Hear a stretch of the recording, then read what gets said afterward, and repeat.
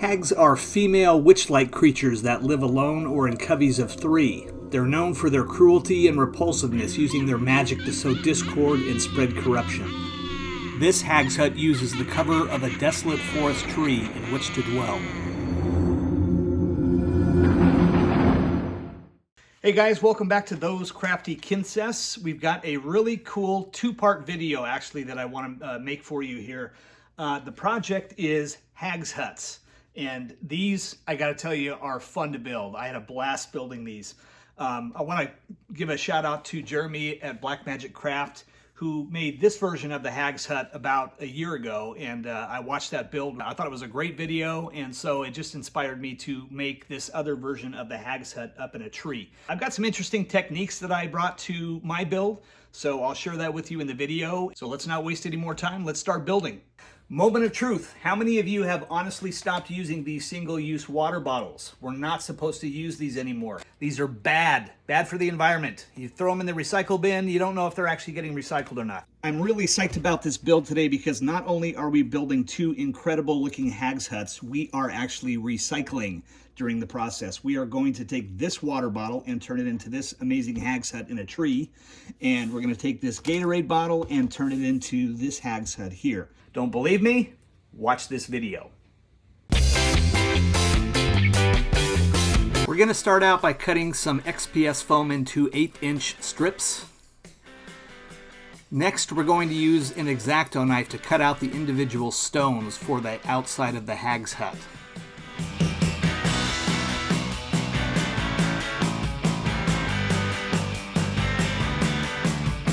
The individual pieces are then going to go into a coffee can, and then we're going to throw some stones in here for a tumbling technique. So the lid goes back on the top here, and we're just going to tumble these for, I would say, 3 to 5 minutes. Should give you a good texture on the foam. And when you're done, you just separate the rocks from the individual pieces, and then those should be ready to go. Now, using the top part of the plastic water bottle, we're going to glue on a precast door, and then we're going to start gluing the individual stones around the outside of that.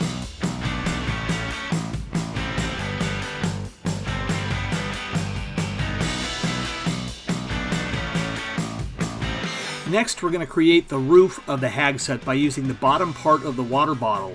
After making about 6 cuts around the outside of the plastic bottle, we're actually going to use a hot glue gun to change the shape of the plastic bottle. So by cutting and re-gluing the plastic bottle back together, we can actually change the shape, and this is what we're going to be using for the hags hut roof. Next, a piece of tin foil is used to create the shape of the top half of the roof, just by crumpling and creating the shape that you want. Now you can start gluing the individual shingles to the roof. Start by gluing a longer piece down at the base, and then I'm actually going to break these other pieces in half and start gluing them around the outside.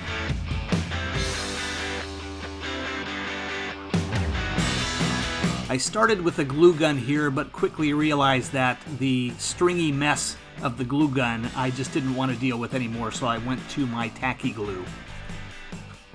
I created a small round flashing piece for the top of the roof with some aluminum foil, and we're just going to glue this together. We'll paint it up later, and this will become the top of the roof.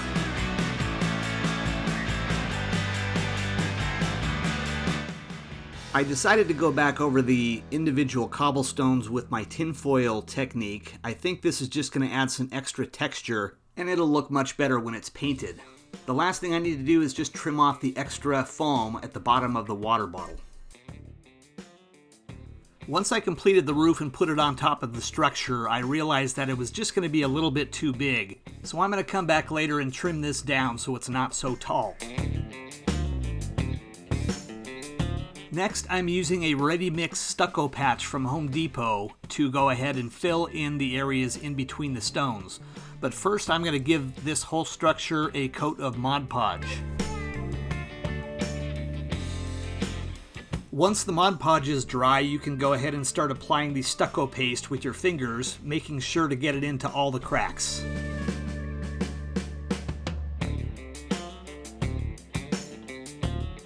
Just like working on a house, if you're using stucco or grout, you do have to remove the excess off the stonework. So to do this, I'm using a sponge and some warm water.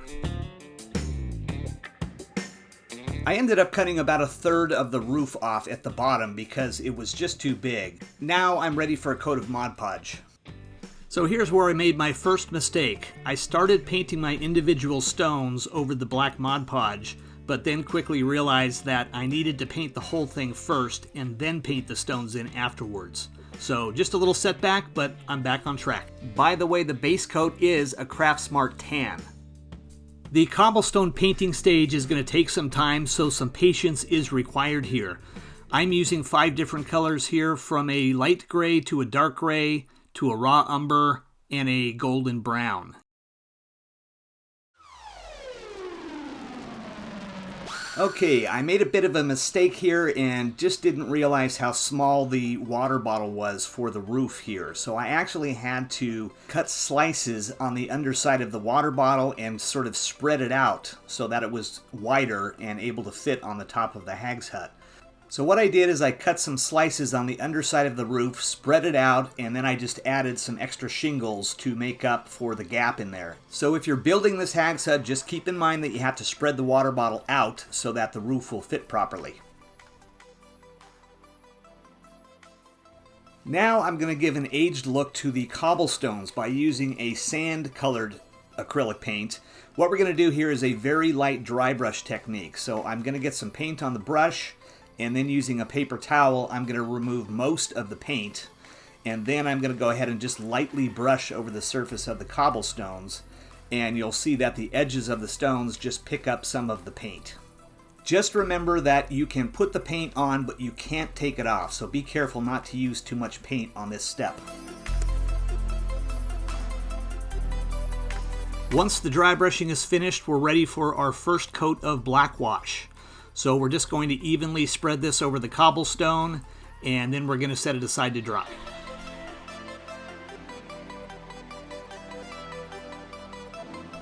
For the shingles, I'm going to use my burnt umber ink over a golden brown painted wood roof. Back to the cobblestone structure, after I black washed it, I noticed that it was just a little bit too dark, so I wanted to bring out the highlights of the cobblestone using a light tan dry brush.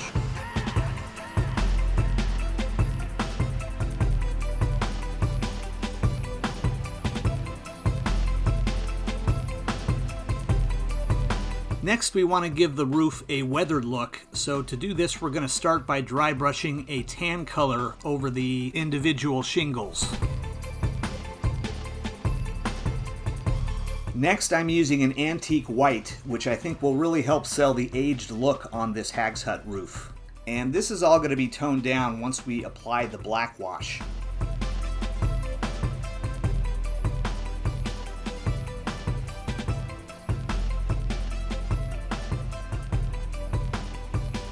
After finishing the roof, I'm going to concentrate on the door color here. This is my favorite color scheme actually. I use a golden brown paint for the door, and we use a burnt umber ink, acrylic ink, for the actual color of the door.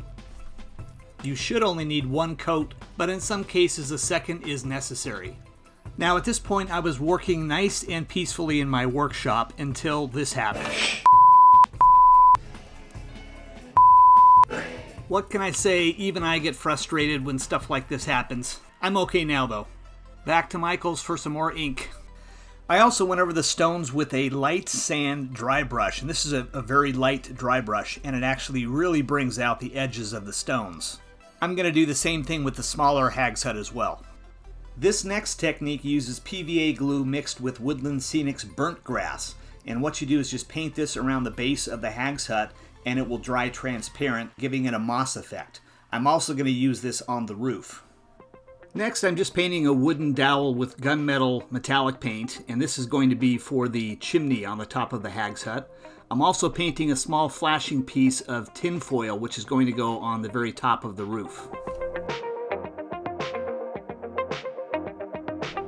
To give the door a weathered look, I'm applying an antique white here. This is just a light dry brush.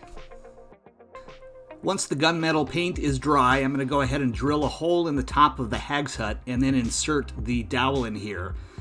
Next, I'm going to make a little flashing piece, which is going to be the top of the chimney. And both have been painted metallic. So I'm just going to add some details here. I'm 3D printing a few items and just making a few other things for this larger hag's hut. And almost wrapped up. I also went into my Citadel Skulls collection and pulled out a couple of skulls that I thought would look cool on the front of the hag's hut. The horns have been painted with the raw sienna and the skull with a antique white. I'm painting the hinges on the front of the door. This is a metallic bronze, and I'm also going to hit the handle with a gunmetal metallic paint and then finish it off with an acrylic brown ink. I had an idea on how to age the look of the chimney and the top part of the roof by adding a ready-mix stucco patch.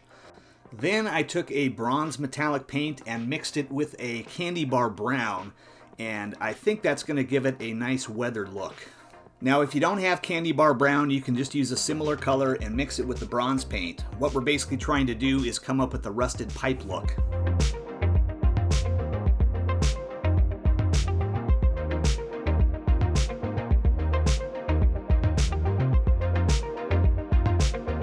Once that's dry, I'm going to go ahead and apply the black wash to the chimney and the rooftop. You'll probably want to give it a second coat just to give it a really aged look.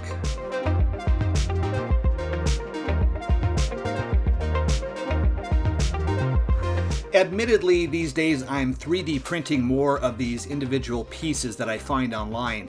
And my brother Greg and I go back and forth on whether this is cheating or not. But of course, if you have a 3D printer, you should absolutely take advantage of it because there are so many cool things you can print out and use in your builds. I painted the skull antique white and then went ahead and brown washed it after that. The other piece was painted gunmetal and I gave that a brown wash as well. Now I need to paint this Citadel skull up, and there's a number of different ways to do this, but I thought a raw umber would be good for the horns, and then later I'll go over with the dry brush.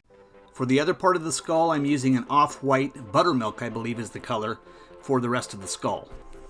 I'm going to finish the skull with a light dry brush of antique white, and then I'm going to brown wash it before I put it on the front of the hag's hut.